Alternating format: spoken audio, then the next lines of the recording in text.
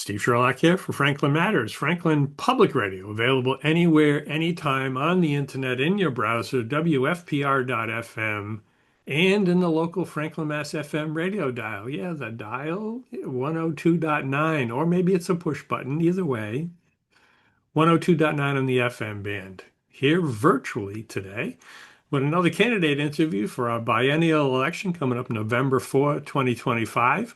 School committee candidate, current school committee member, Al Charles. Al, thank you for doing this. Yeah, no, thank you for having me. I appreciate this. This is definitely exciting.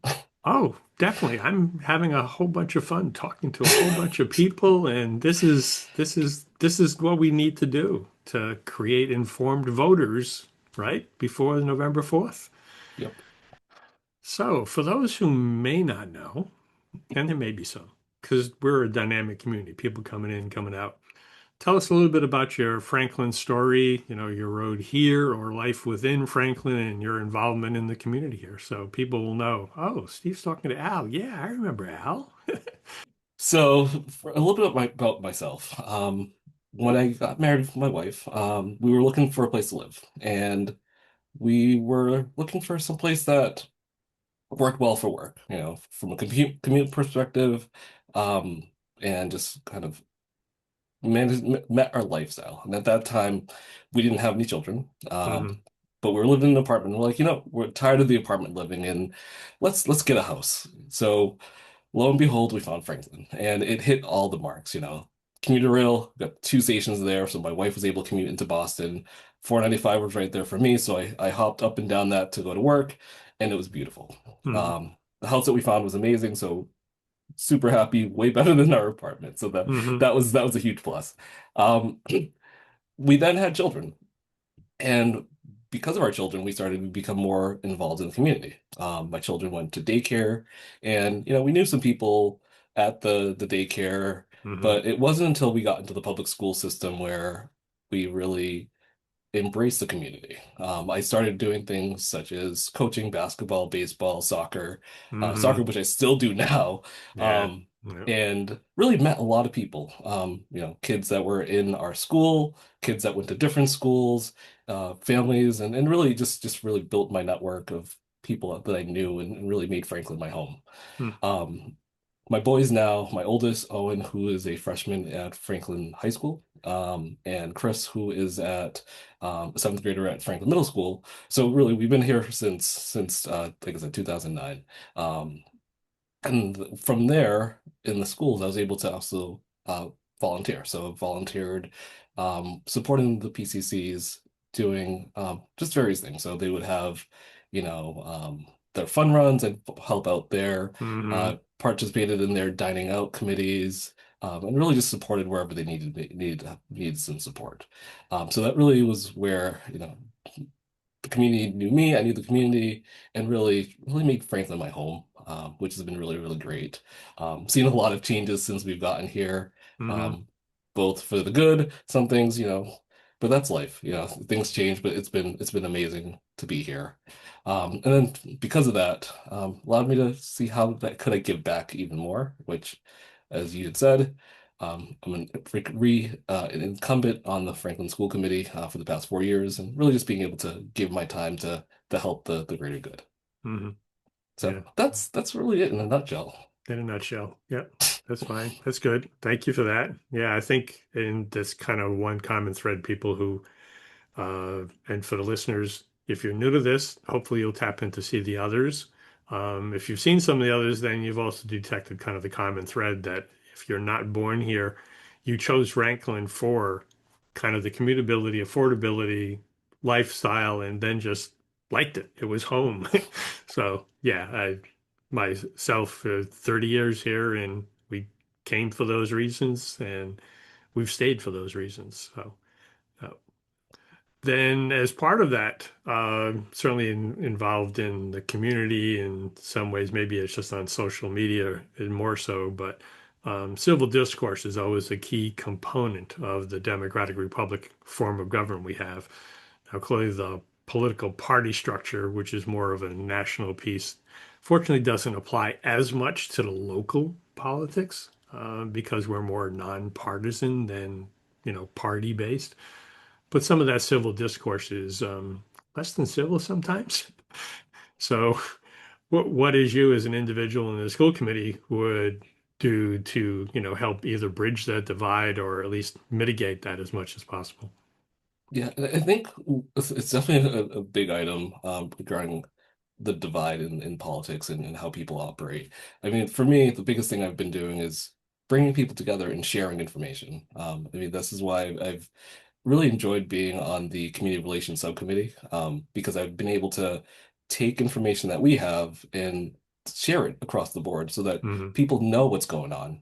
Because the easiest thing to do is keep things in a silo and only speak to certain groups and ignore others, where that enhances the divide. Whereas if we can message out and share that information, then people understand what's going on and they can really feel engaged and included in what's happening so that they can participate and we can open up those dialogues for conversation.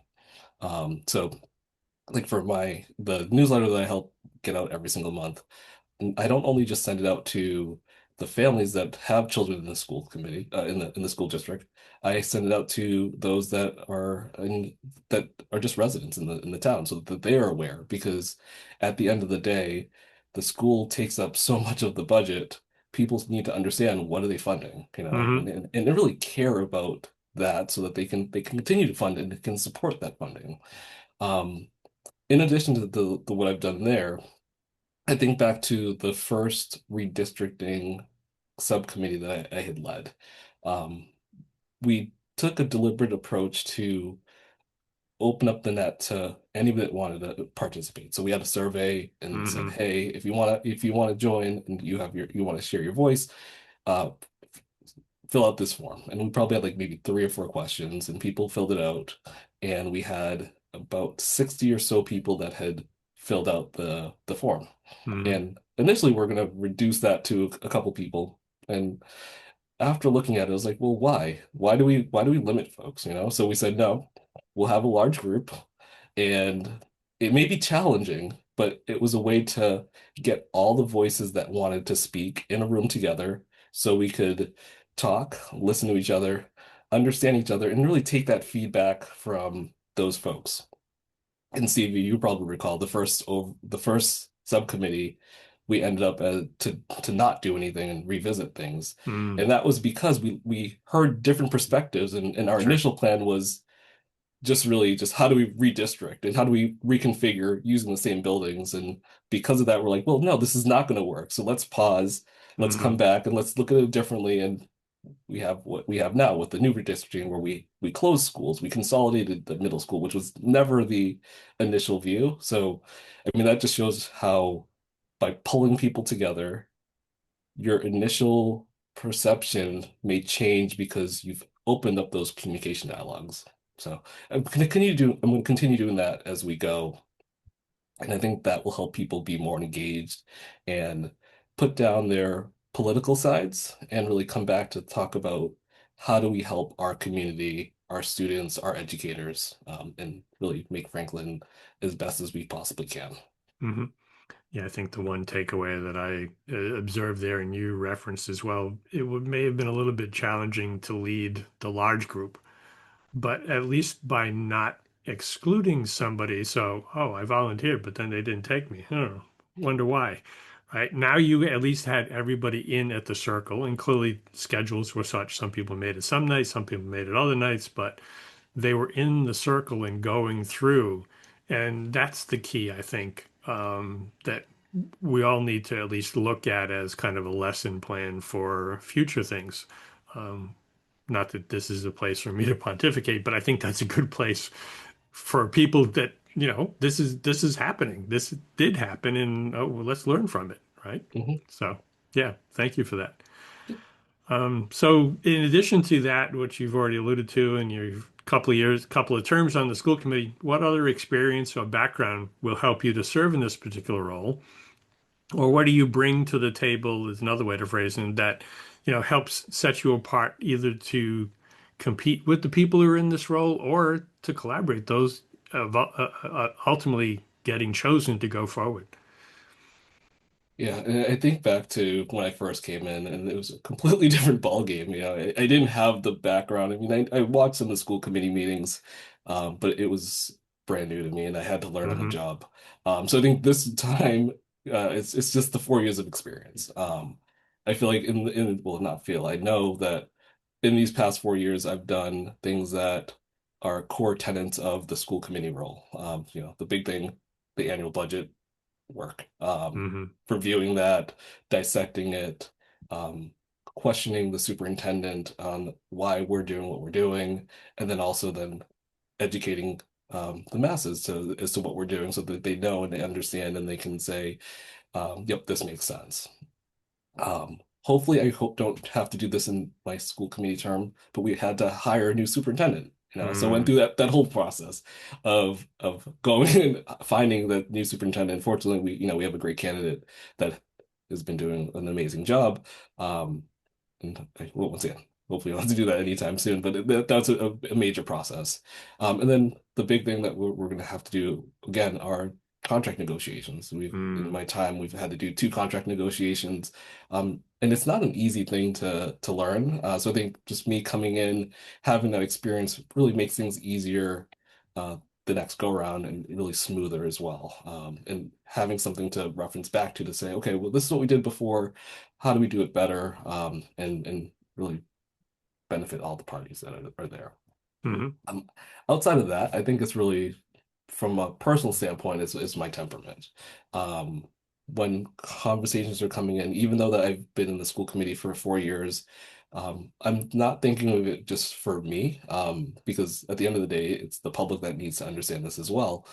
So I think through like, how do I ask the question so that this resonates with the public? What are the questions that the public may have where they're not getting this packet in advance and being able to comb Mm. through it, and really trying to help those presenters tell their stories to show the value of what they're doing and why it's important. Because it's easy just to present and um and expect the public to understand, but at the end of the day, they're not necessarily as closer to it as the central office, the presenters are. Mm. I have a closer view of it, but from a public standpoint, it's great just to kind of really um, simplify it and make it sure that the key points are highlighted. So I think how I approach presentations is great is an asset. And then the last thing I think that benefits is I there are times that I've voted that doesn't necessarily go with the crowd. So I really I look at it based off of how does this benefit the students and the community, and it's not necessarily regarding am I going to vote with the others or am I on my own? And there are many times that I've been the only person that said one way, and it is what it is. But I Hmm. feel like sometimes you have to go with what's the right thing and what you believe in. So Yeah, and I think from an observation standpoint, again, which is what I do, reporting on the meetings. Yeah, a 7-0 vote says one thing, a 6-1, 5-2 still moves it forward, but at least says there's something around it that, maybe get reconsidered at some point. And that's still fair. That's the process. There's nothing wrong with that. So I know there's some talk even among the community that it needs to be, unanimous votes all the time to show unanimity. Well, you can still have a passing vote and still show unanimity around an idea. And, just because one vote went the other way doesn't mean you're not going to roll up your shoulders and still make it happen. mhm, So, yeah, my 2 cents. But this is not about me, so I'll stop doing that. it's all good. We'll get into the school committee questions specifically, and that gives me a pause to quick reminder for the listeners. If you've seen these before, you're aware, I think, that we've got the three standard questions for all candidates, and then we get into candidate to role specific questions to generally give us that kind of a common platform. So we're asking the same question, people are going to answer it differently by their own style, et cetera, but should give us something of an idea in terms of, oh, I like this one, I like that one for various reasons, so we can make that informed vote when it comes time to it. Um, so, getting into the school committee questions specifically, and you started talking about redistricting. Certainly, that was a multi-year effort with certainly the decision behind us and the implementation underway. What do you see as the key priority now for the district? So the number one priority from in my perspective, and I think this is the number one priority every year, is the budget. Mm, Um, we know that there is upcoming deficits, and we can't cut our way through to success. We have to look, how does the district be more effective and efficient with the money that we're allocated, but at the same time, how do we educate the masses, town council, the importance around the funds that we're asking for and what we get back from this. hmm And I think that that's going to be the constant struggle uh, for the foreseeable future, given the way the budget system situation is occurring, not just in Franklin, but everywhere. So that's number one. The second thing I think that's gonna be big. I know, although we finished redistricting, it's the first phase of it, mm, and I think that this the phrase, storming, norming, performing, and we're in the first phase. We just got through the first work, but there's a lot of things that still need to be done. hmm People people think of the schools as they were prior to redistricting. If I talk to somebody and I say Lincoln Street or Washington Street, I get that hesitation, like, what are you talking about? And then I'll have to say, oh yeah, hmm Keller and Annie Sullivan or Remington and Jefferson. And I don't think we have an identity yet. And really the goal is how do we reestablish the the district's identity in hmm terms of how does it how are they integrated in the community? How do we, because as I had mentioned earlier, the schools was how I got involved in the community, Right. Whereas if I didn't have children, I may not have been as engaged. So how do we take the new structure and build around that so that people understand and really have those new communities? And it's going to be a process. It's not something that happens overnight. I think of things at work where we've made some changes and people have still referred to the old names and old systems. Mm, And I think we have to be very intentional to like really bring people along. And this is a new structure and this is our new identity. So I think those two are the two things. Other than that, I think it's been a wild ride between COVID, the financial situations. I think we just have to be very nimble to see what else pops up that we have to address and mm, really be able to, whatever it does pop up, roll our sleeves up, work together, and then just figure out a way to solve that. mm. Yeah. Who knows what the future brings? And I'm glad I'm not a forecaster. I just focus on reporting. That's challenging enough. And the final question within the school committee spot is with the school district responsible for the bulk of the Franklin town of Franklin budget, which you've already referenced. And I think you've started alluding to some of the key priorities within it, but do you have any particular ideas around how to resolve the structural deficit within the operating budget? So I think we started doing a really great job last year when it came to pulling in the finance committee, town council, and Hmm school committee, and really trying to come up with a solution. I think we should build upon that and really look to see how do we do things differently. One of the things that we do today is from a budgetary perspective, the school committee and superintendent, we work on the budget, we approve it. Um, we then, other departments do their budget. We all bring it back to the town council and finance committee, review it. And then, although we've approved a set budget amount, things may change. They True. may go down, Yeah. they may go down, and, and they may go up. But we have to react to it.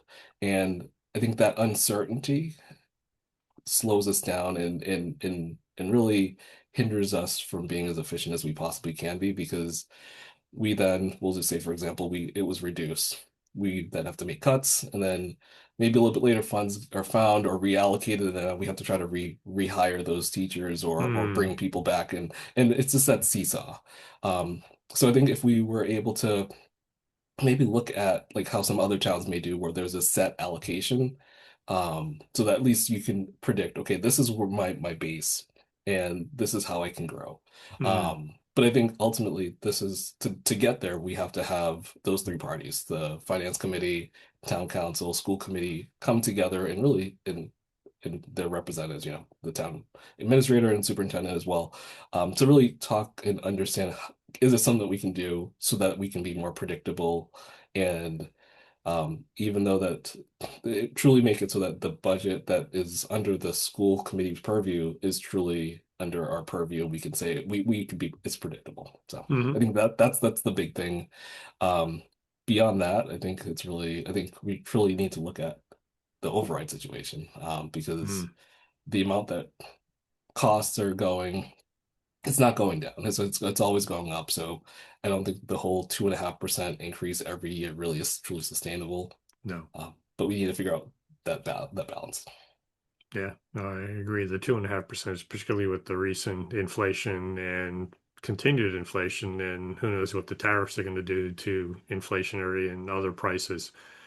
There's a lot of uncertainty there for sure. Back to the joint budget listening sessions, and I've advocated in other channels to at least make you aware. I think one of the things that would improve those sessions, while they were good for question and answer, but then just people went away, having at least one of those sessions, or maybe a portion of a couple of sessions, being more of a workshop. So if somebody has an idea that says, hey, if we did this, well, let's walk through the numbers and see how the dominoes would fall, pro and con, so that, we've got more of that complete picture. Because I think one of the issues overall is that, people kind of get stuck on a number and then they can't change. Well, but the numbers do change. And we have to be able to, especially with what the state's going to give in Chapter 70, and then even after the budget, our budget's approved, the state signed their budget, then still changes needed to be made, et cetera. So people need to be a little bit more flexible around that idea going forward, and having that in kind of a workshop so they can do the dominoes and see what happens. That I think might be beneficial to help. But Mhm. so. Yeah. So while we've covered a bunch of topics, certainly not everything within the school's purview, but at least in the short, concise area, if there's another topic that we haven't covered, certainly you have an opportunity now since we have the platform and the people listening, you can share. Yeah. And I mean, really, I think at this point, I just want folks to know who I am, and understand what's driving me. I just like everybody that's voting, I am a Franklin resident, and this is a town that is my home. I've enjoyed all of my entire time that I've been here. I'm happy that my children are growing here. They've lived here all their life, which is different than what has been for me when I was a kid, where I'd bounce around in different places as well. So it's really great just to see that different dynamic. And really, at the end of the day, I'm really no different than anybody else. I think the only thing that's different is I have the opportunity to volunteer and support the community in this capacity, which has been fun. Um, I look back and I think I was like, never have I ever thought of, oh yeah, I wanted to be a school committee member, or even an elected Hmm. official. So it's wild how life has changed this trajectory and what I'm doing now, but it's something that I've been enjoying. I feel like I do a good job. I hope others see that as well. So that's it. And really, at the end of the day, love for folks to vote for me, support me, and yeah, let me know how I can help them and help the community. Hmm. Yeah. In terms of that connection piece, at the end of the video, we'll have a slide with your contact info and email in case they don't already have it. But that'll be a reminder to them for them to do that reach out and say, hey, I saw you talking with Steve. What about this, etc. So, yeah, that'll be good. Well, thank you for taking time to share. I know you've got a busy schedule, but it's important for us to do this together to share with the rest of the community, so everybody at least has, kind of the level playing field as we go in to make our vote on or before November 4th. So Yeah, thank you again. yeah, and Steve, thank you. I mean, this is a great resource. Not all communities have a Steve Sherlock, so um, great way to keep informed and know what's happening and really how to be engaged. So appreciate this. Sure. Thanks. And to the listeners, thank you for listening. This is one of the series. There's more coming. We'll let you know when we finally get to the last one. But in the meantime, no celebrations. There's a lot of work to do, a lot of conversations to have too. So thank you for participating. Thank you for listening. And a quick reminder that we do this because Franklin matters.